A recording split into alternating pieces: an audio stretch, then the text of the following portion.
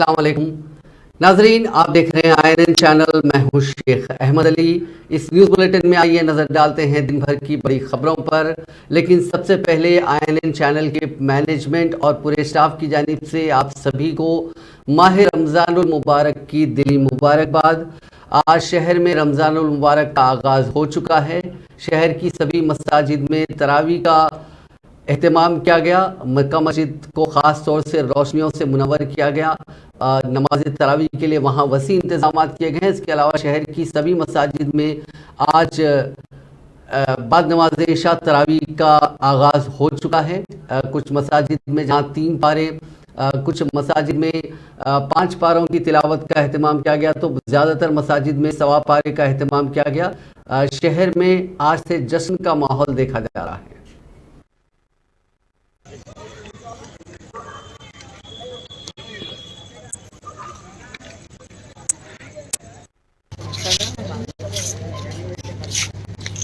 खाली लाइट वालों को लो।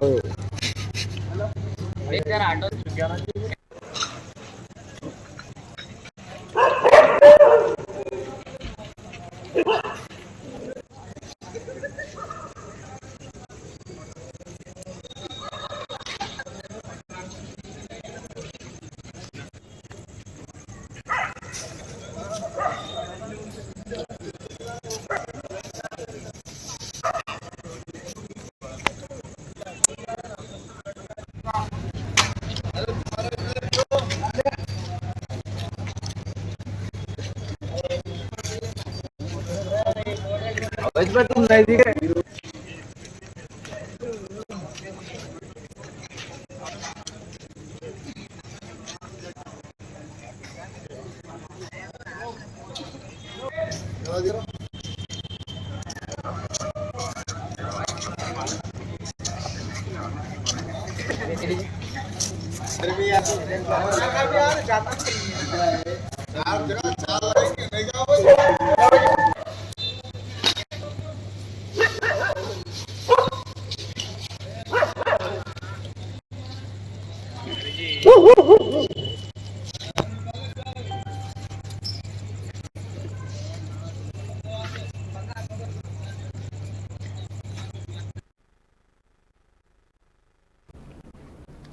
सूरत की एक अदालत ने 23 मार्च यानी आज वायनाड से कांग्रेस के रुकने पार्लियामेंट राहुल गांधी को मोदी पर हत्या के इज्जत के मामले में 2 साल कैद की सजा सुनाई। फैसला सुनाते हुए अदालत ने राहुल गांधी को मुजरिमाना हत्या के इज्जत केस में मुजरिम करार दिया। समाअत के दौरान राहुल गांधी ने अदालत से कहा कि मेरी नीयत गलत नहीं थी, उनके बयान से किसी को नुकसान नहीं पहुंचा। इसके साथ उन्होंने इस मामले में अपने लिए कम सजा का मुतालबा किया है।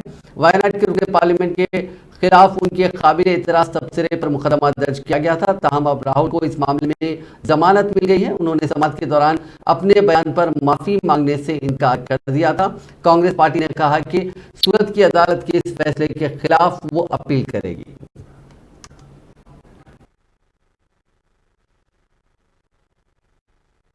मैं आपके समक्ष विनम्रता से कहना चाहता हूं कि कांग्रेस पार्टी की, राहुल गांधी की नीति हमेशा बड़ी स्पष्ट रही है। खुले रूप से आप जितना भी कोशिश कर लो डराने की, धमकाने की, आवाज़ को रोकने की, झूठे केसेस फाइल करने की, उससे आवाज़ दबने वाली नहीं है।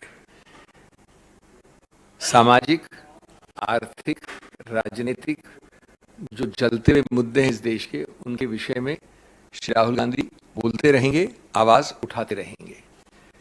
कि ये एक और मिसाल है धमकी की राजनीति, प्रतिशोध की राजनीति, उत्पीड़न की राजनीति।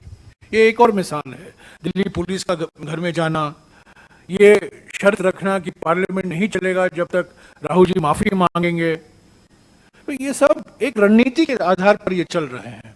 और आज देखिए क्या किया है, 6 बजे को बुलेटिन कर दिया लोकसभा में, डिमांड फॉर ग्रांट्स। तो मंशा साफ हो गई। ये कल ही उन्होंने तय कर लिया था कि आज 6 बजे को लोकसभा में डिमांड फॉर ग्रांट्स साइन, वो बिल्कुल बुलेटिन हो जाएगा, यानी कि उस पर कोई चर्चा नहीं होगी और वॉइस वोट लिया जाएगा। वो कल ही तय हो गया था। तो पहले दिन से जब से सभी विपक्ष पार्टियों की ओर से ये मांग आई कि अडानी घोटाले में जेपीसी होना जरूरी है, उस दिन से ये मांग उन्होंने की नहीं, राहुल जी को माफी मांगनी है। और कल से वो ये बात फैला रहे हैं कि कोई सौदा हो सकता है कि आप जेपीसी की मांग वापस लो, हम माफी की मांग वापस लेंगे। मैंने कल ही कहा था इसमें कोई सच्चाई नहीं है, औपचारिक तौर से कोई ऐसा ऑफर नहीं आया है और हम सौदाबाजी करने के लिए तैयार नहीं है। और कल रात को यह तय हो गया कि आज 6 बजे को गिरलिटन होगा लोकसभा में, तो साफ हो गया ना कि वो बहस नहीं चाहते हैं, लोकसभा को चलाना नहीं चाहते हैं, लोग राज्यसभा को चलाना नहीं चाहते हैं, और जल्द से जल्द इसको साइने डाई अर्जन किया जाए, क्योंकि ये जेपीसी का मामला अभी सभी पार्टियों आज देखिए टीएमसी की ओर से भी, अब तक टीएमसी थोड़ा अलग रास्ते पर चल रही थी, आज देखिए औपचारिक तौर से टीएमसी ने क्या कहा है। उन्होंने कहा है कि अडानी का अरेस्ट होना चाहिए, गिरफ्तार होना चाहिए। हम तो जेपीसी की मांग कर रहे हैं। वज़ीर आला चंद्रशेखर राव ने कहा कि फसलों को हुए नुकसान पर कबल अज़ीम मरकज को भेजी गई रिपोर्ट पर मरकज से कोई माली इमदाद नहीं की गई। मुल्क में पहली मरतबा सिर्फ तेलंगाना हुकूमती नुकसान पर किसानों को फी एकड़ 10,000 रुपये माली इमदाद फराहम करेगी। रियासत में हालिया दिनों के दौरान तूफानी हवाओं के साथ हुई बारिश के नतीजे में हजारों एकड़ पर फैली फसलों को नुकसान पहुंचा। वज़ीर आला ने आज रियासत के बाज़ अजला का दौरा किया। उन्होंने परेशान हाल किसानों से बात की और बारिश से तबाह हुई धान, मकई और आम की फसलों का मुआयना भी किया। वज़ीर आला ने कहा कि जुमला 79,000 एकड़ पर फैली चावल की फसल को नुकसान पहुंचा। उन्होंने यकीन दिलाया कि किसानों को मायूस होने की जरूरत नहीं है। वज़ीर आला ने कहा कि इस सिलसिले में मरकज को कोई रिपोर्ट नहीं भेजी जाएगी। हालांकि माजी में फसलों के नुकसान से मुतालिक रिपोर्ट मरकज को भेजी गई थी, लेकिन कोई मुआवजा नहीं दिया गया। तेलंगाना के किसानों को रियासती हुकूमती माली इमदाद फराहम करेगी। उन्होंने वाज़ेह किया कि फसलों को नुकसान पर किसानों को 10,000 रुपये फी एकड़ मुआवजा दिया जाएगा। हुकाम को अहकाम जारी किए गए हैं कि हौलदार किसान यानी टेनेंट फार्मर्स की भी मदद की जाए ताकि उनसे भी इंसाफ हो सके। उन्होंने वजाहत की कि वो 10,000 रुपये फी एकड़ के हिसाब से जुमला 228 करोड़ रुपए की मंजूरी दे रहे हैं। कबल अज़ीम वज़ीर आला ने आज सुबह फसलों को हुए नुकसान का फिजाई सर्वे किया।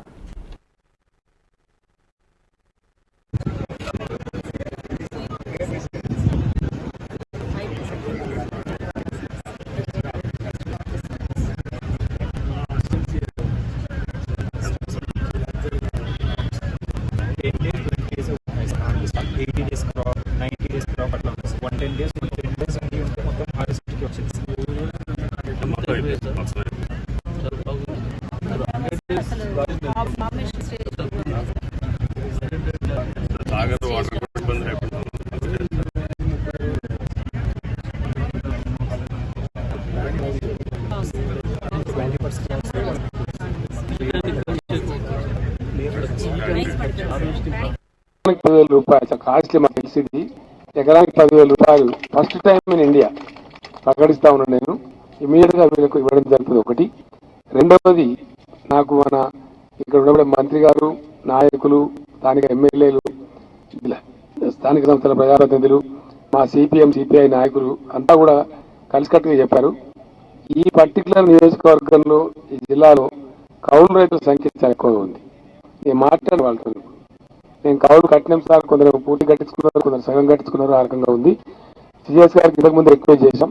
ప్రత్యేకమైన ఆదేశం జిల్లా కలెక్టర్ గారికి ఇస్తా ఉన్నాం. ఇచ్చే డబ్బు నేరుగా రైతులకు ఇవ్వకుండా వాళ్ళని పిలిపించి కౌలు రైతులకు కూడా న్యాయం జరిగే విధంగా కౌలు రైతులను కూడా ఆదుకోవాలని చెప్పి అది కూడా ఆదేశం ఇస్తాం. తప్పకుండా రిటర్న్ ఆదేశాలు ఇస్తాం.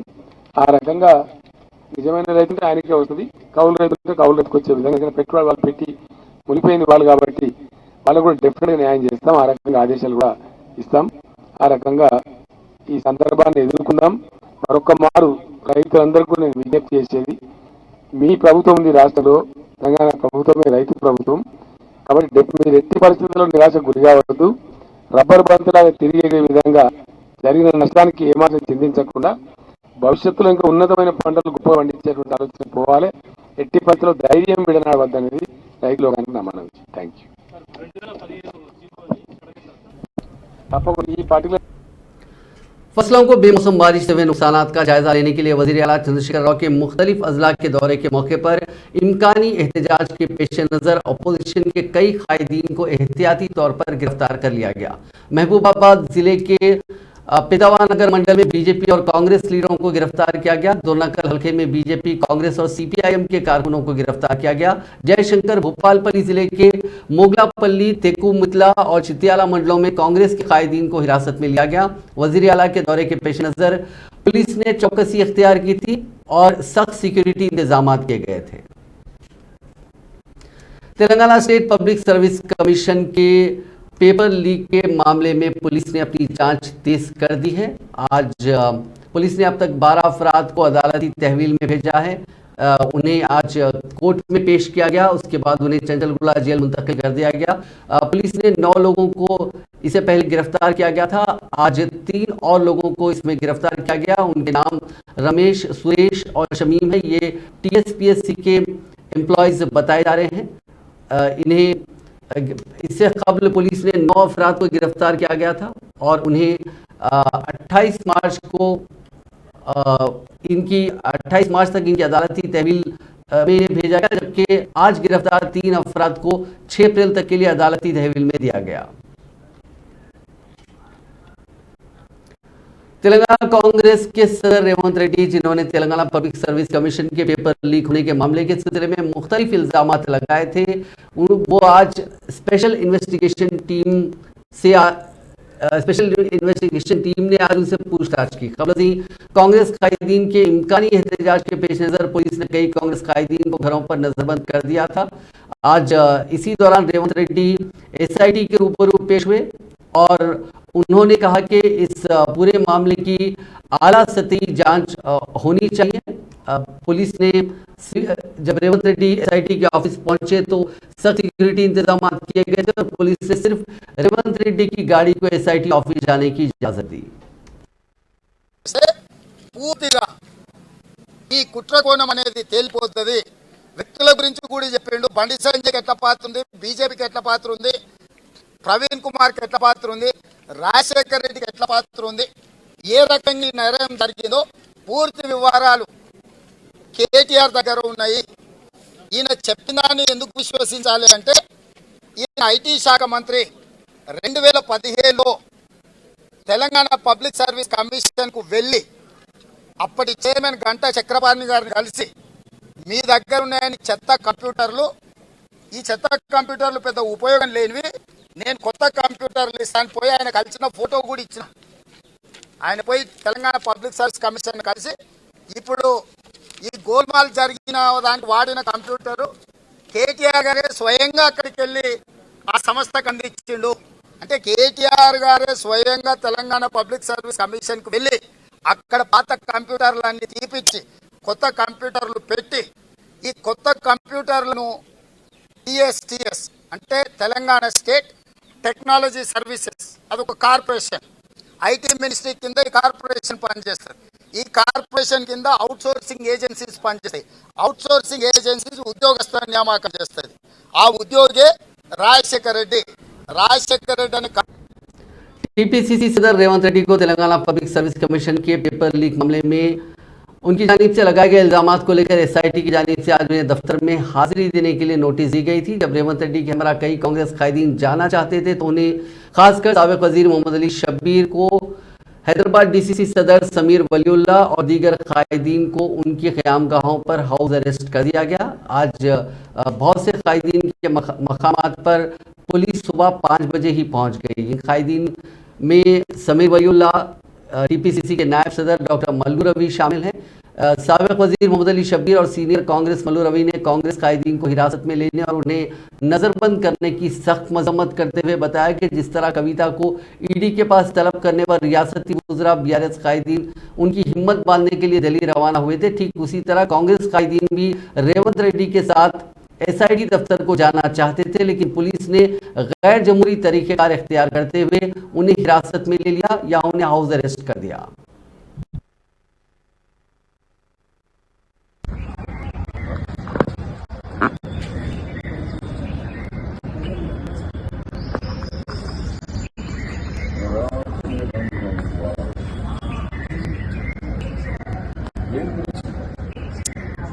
అవును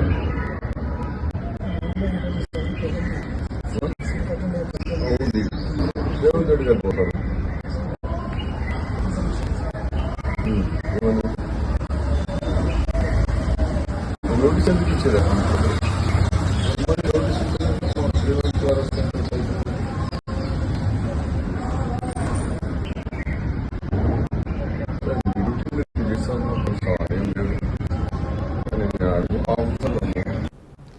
सीएलपी लीडर भट्टी विक्रमार्का ने पीसीसी सदर रेवंत रेड्डी को एसआईटी के दफ्तर में तलब करते हुए टीएसपीएससी के सवालिया पर्चे के अफशा होने के बारे में पूछताछ करने की सख्त मजम्मत की। उन्होंने कहा कि किसी भी केस की तहकीकात करने वाले ओहदेदारों को कोई भी मालूमात चाहिए तो वो उनके घर जाकर मालूमात इकट्ठा करते हैं, लेकिन पेपर लीक की तहकीकात करने वाले ओहदेदारों का रवैया जुदागाना है। उन्होंने कहा कि पीसीसी सदर को एसआईटी के दफ्तर में तलब करते हुए पूछताछ करने का मतलब यह है कि हुकूमत में मौजूद बड़े लोग हकीकी मुजरिमों का तहफ़्फ़ुज़ और आवाम को गलत इशारे देने के लिए काम कर रहे हैं। भट्टी विक्रमार्का ने कहा कि इल्ज़ामात लगाने वाले अपोजिशन कायदीन और अफराद को डराना और उनकी आवाज़ दबाना आमिराना हुक्मरानी का मुंह बोलता सबूत है, लेकिन तेलंगाना के अवाम बहुत बाशऊर हैं, वो किसी भी आमरियत का सामना करने के लिए तैयार हैं। आपको बता दें कि सीएलपी लीडर फिलवक्त आसिफाबाद जिले में अपनी हाथ से हाथ जोड़ो यात्रा के तहत पदयात्रा कर रहे हैं। आज उन्होंने अपनी यात्रा के 8वें रोज 123 किलोमीटर का सफर मुकम्मल कर लिया।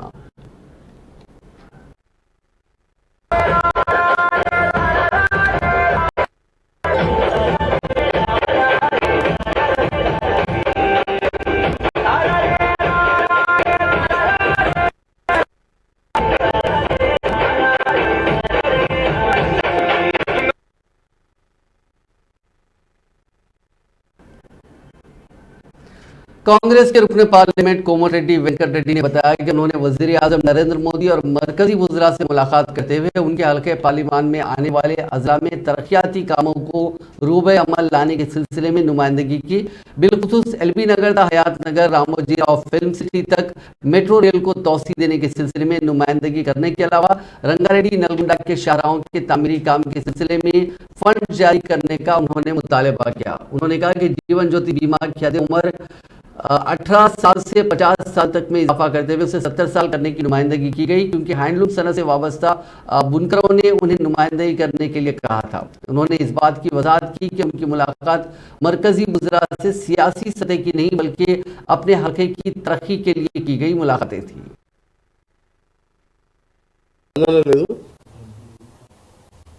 మీరు ఆయుష్మాన్ భారత్ స్కీమ్లో జాయిన్ కమ్మంటేనే జాయిన్ కాలేదు కాబట్టి ఆయన మీకు ఆయన కట్టడు కాబట్టి మీరు స్పెషల్ కేసు కింద మీరు రైల్వే మినిస్ట్రీ వాళ్ళకి చెప్పించి ఎగ్జామిషన్ ఇప్పించి కాంట్రిబ్యూషన్ లేకుండా ఆలేరు జర్గా వరకు ఎక్స్టెన్షన్ చేయాలని చెప్పి వారు మరీ ఇది పబ్లిక్ ఇంట్రెస్ట్లా, ఎందుకంటే బస్సులు లేవు, అన్ని వేల బస్సులు వేయలేము. కనీసం పుట్టబోతు కోసం హైదరాబాద్ వచ్చి కూలినాలు చేసుకొని షాపులలో పనిచేద్దామంటే ఆటోలలో కార్లలో వస్తే వచ్చి ఆయనకు వచ్చే 10-20 వేల జీతాలు ఎట్లా సరిపోతుంది చెప్పండి. మీరు రాష్ట్ర ప్రభుత్వం ధనిక రాష్ట్రం అది ఇది అంటే సార్ నాకు అవన్నీ తెలియదు, మీరు భరించి మీరు ఇవ్వాలి. మీ మీద నమ్మకంతో నేను ఇది 2వసారి ఇస్తున్నాను, 3 సార్లు ఇచ్చాను, పార్లమెంట్లో రేట్ చేశాను. తప్పకుండా మీరు చెప్పిన అన్ని కూడా చిన్న నేను చేస్తానని చెప్పి వారు చాలా క్లియర్గా 20 నిమిషాల పాటు సమాధానంగా మాట్లాడి నాకు కూడా చాలా నమ్మకం కలిగింది. తప్పకుండా నేను చెప్పిన సార్ 1 ఇయర్ ఉన్నది పార్లమెంట్ సభ్యునిగా, గతంలో 20 ఏళ్ళు ఎంపీగా, ఎమ్మెల్యేగా, మినిస్టర్గా ఉండి నేను మహాత్మా గాంధీ యూనివర్సిటీ ఇవన్నీ చేసుకుంటూ చెప్పాను నేను చేసినది। महकमे रेलवे की तरफ से लाए गए नए खवानीन के सबब काम के बोझ में इजाफे पर तशवीश का इजहार करते हुए आंध्र प्रदेश के विजयवाड़ा डिवीजन के लोको पायलट्स ने अपने अरकान खानदान के साथ एहतजाज किया।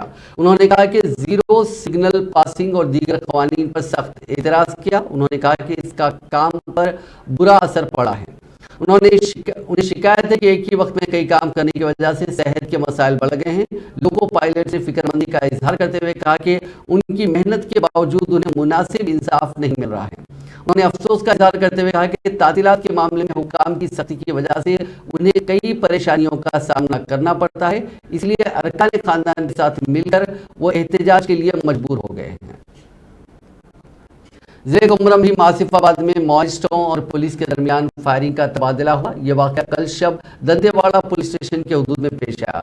जिले के पेंडमपुर के हदूद में रेलवे ट्रैक की मरम्मत के कामों के सबब ओहदेदारों ने जेसीबी को लाया था, ताहम कल शब तकरीबन 1:30 बजे मॉइस्टों ने उनको आग लगा दी। इसी दौरान बाजूपल्ली पुलिस स्टेशन से वापस मुलाजिम ने पुलिस तलाशी मुहिम में मसरूफ है, उनका सामना मॉइस्टों से हो गया। पुलिस और माओनवाजों में फायरिंग का तबादला हुआ। बादजा माओनवाज तारीकी का फायदा उठाते हुए जंगल में फरार होने में कामयाब रहे, जिनकी तलाश का काम किया जा रहा है। सैबराबाद पुलिस ने मुल्क के मुख्तलिफ मकामात से शख्सी डेटा चोरी करके फरोख्त करने वाले एक गिरोह को गिरफ्तार कर लिया। पुलिस से की गई शिकायत की बुनियाद पर पता चला कि मुल्क भर में करोड़ों अफराद का डेटा चोरी करके फरोख्त किया जा रहा है। साइबर जराइम पेशा अफराद बैंकों और सिम कार्ड्स के नाम पर पैगामात भेज रहे थे। उन पैगामात के जरिए भेजे गए लिंक्स पर क्लिक करने पर सारिफिन का जाती डेटा उनके हाथ लग रहा था, जिसका फायदा उठाते हुए ये अफराद इस डेटा को फरोख्त कर रहे थे। पुलिस का कहना है कि मुल्क भर में करोड़ों अफराद के आधार कार्ड, फोन, बैंक के खातों के जाती डेटा की चोरी की गई। इस सिलसिले में शहर हैदराबाद के 3 पुलिस कमिश्नरेट्स में सैकड़ों मुकदमा दर्ज हैं। मेनली डेटा थेफ्ट का केस है कि जो कॉन्फिडेंशियल सेंसिटिव डेटा होता है, जो या तो गवर्नमेंट ऑर्गेनाइजेशंस के पास सिक्योर होना चाहिए, प्राइवेट ऑर्गेनाइजेशंस के पास सिक्योर होना चाहिए, वो सारा डेटा मार्केट में रेडिली अवेलेबल है। मेन इसका कंसर्न क्या है, जितने भी साइबर क्राइम के केसेस हो रहे हैं, वो क्राइम कमिट करने के लिए फ्रॉडस्टर्स को जो डेटा चाहिए वो कहाँ से मिलता है।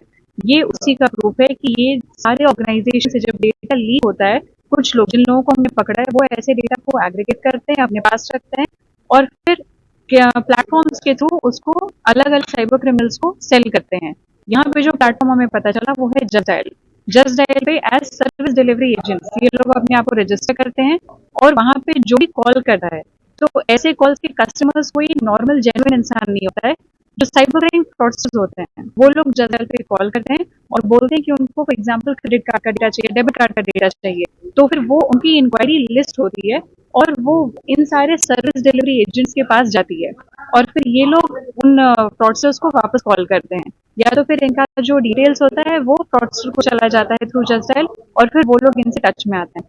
पहले ये जो गैंग है ये लोग सैंपल डेटा प्रोवाइड करते हैं, सैंपल डेटा वेरिफिकेशन के बाद फिर जो फ्रॉडस्टर्स हैं वो लोग इनसे एक्चुअल डेटा खरीदते हैं। अच्छा, एक चीज और इस तरीके से आपने कहा कि अभी ये चीज हमारे अंदर इन्वेस्टिगेशन है। एज ऑफ नाउ इन्होंने ऑन द लिस्ट इनके जितना डिटेल्स अभी मिला है एज ऑफ नाउ इन्वेस्टिगेशन करके एटलीस्ट 100 फ्रॉडस्टर्स को इन्होंने बेचा है।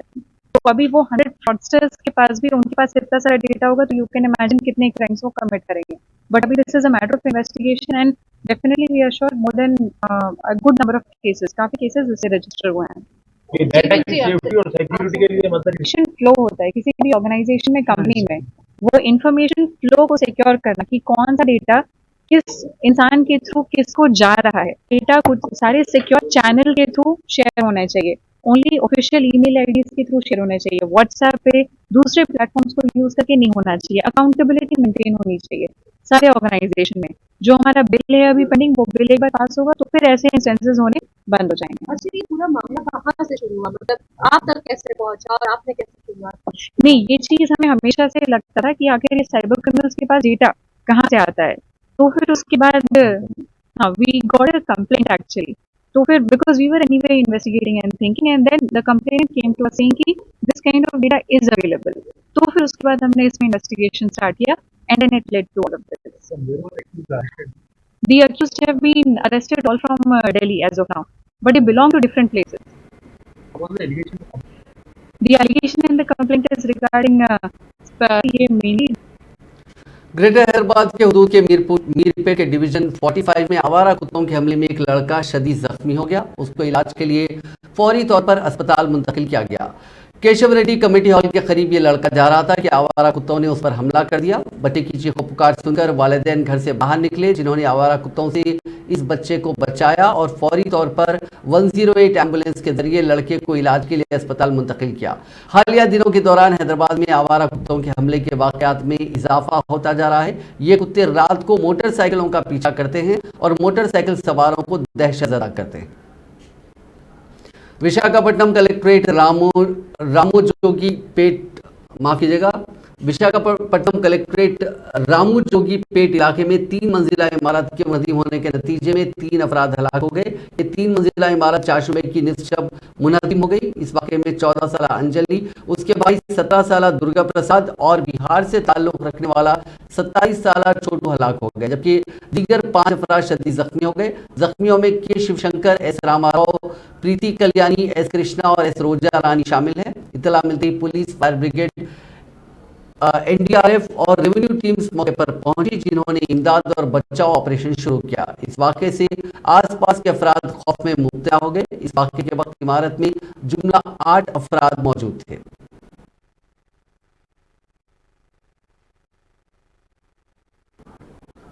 विशाखापट्टनम में पेश आए सड़क हादसे में 2 अफराद हलाक हो गए। यह हादसा कल शब जिले के भीमली बिलिंदा पेट की कौमी शाहरा के करीब पेश आया। पुलिस ने बताया कि बस ड्राइवर हालत नींद में था, जिसने बस का तवाजुन खो दिया और यह बस डिवाइडर से टकरा गई। इसी दौरान बस को पीछे से आने वाली लॉरी ने टक्कर दे दी और फिर लॉरी के पीछे से आने वाली कार उससे टकरा गई।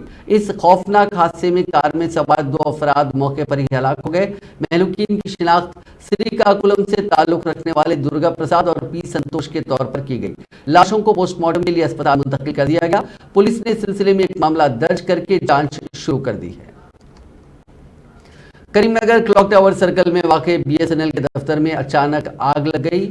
एसी से गैस के खराज के नतीजे में कल शब यह वाक़या पेश आया। मुकामी अफराद ने आग के साथ कसीब धुएं को देखकर फायर ब्रिगेड को इस बात की इत्तला दी, जिसके बाद फायर ब्रिगेड के अमले ने वहां पहुंचकर काफी जद्दोजहद के बाद आग पर काबू पाया। हुक्काम ने बताया कि इस वाक़े में तकरीबन 1 करोड़ रुपए का माली नुकसान हुआ। एहतियाती इक़दाम के तौर पर टावर सर्कल के इलाके में बिजली की सप्लाई बंद कर दी गई थी। फायर ब्रिगेड के अहदेदार वेंकन्ना ने कहा कि इस वाक़े के साथ ही चौकसी का मुजाहरा करते हुए आग पर काबू पाया गया। ये इमारत G+2 है और पहली मंजिल पर यह बीएसएनएल का दफ्तर है। इस वाक़े में किसी के झुलसने या फिर किसी की मौत की कोई इत्तला नहीं है।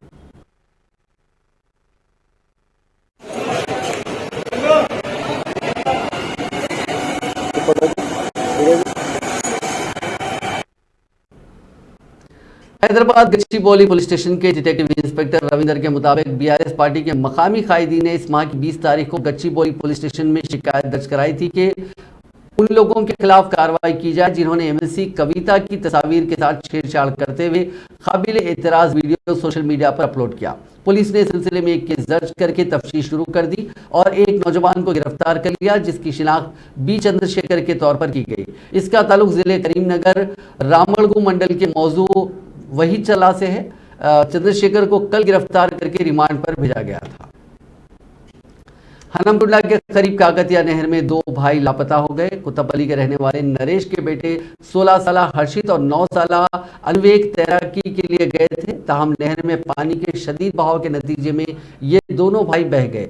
एक कपड़े धोने वाली खातून जिसने उन बच्चों को बहते हुए देखा, मकामी अफराद को इस बात की इत्तला दी। अगरचे कि उन बच्चों के रिश्तेदारों ने उनकी तलाश की, ताहम उनका कोई पता नहीं चल पाया। पुलिस ने माहिर गोताखारों की मदद से उनकी तलाश का काम शुरू किया।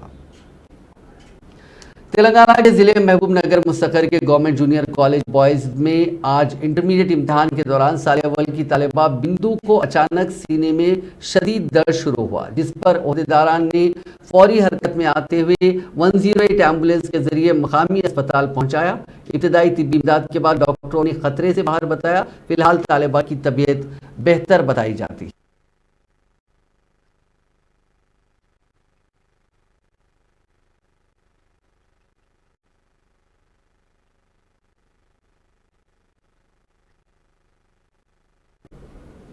आसिफ नगर के इलाके में आज एक इलेक्ट्रिक बाइक में आग लग गई। इस वाक़े पर मकामी अफराद ने उस आग को बुझाने की कोशिश की। बाद अज़ां फायर ब्रिगेड को इसकी इत्तला दी गई।